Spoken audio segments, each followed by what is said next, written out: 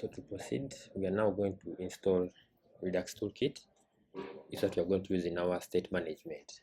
So to do that, I am going to install a few packages using yarn. As you can see, I have Redux Toolkit, I have React Redux,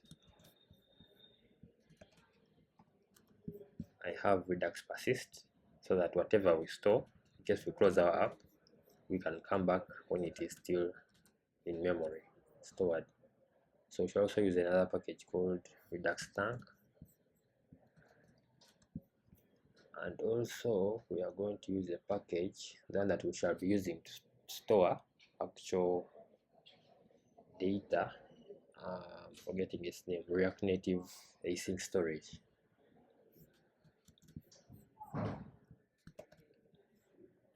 So press enter and install these packages. Let me open up our package.json.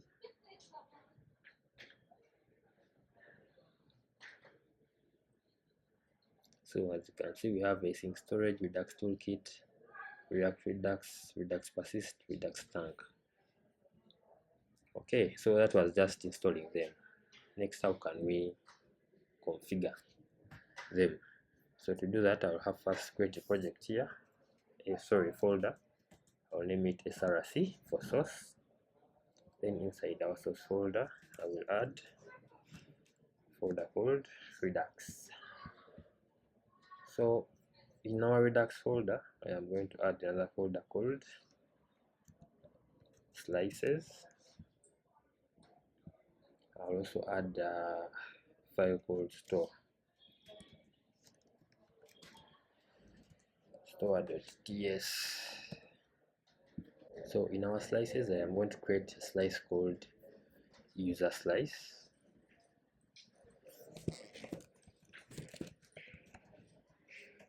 .ts.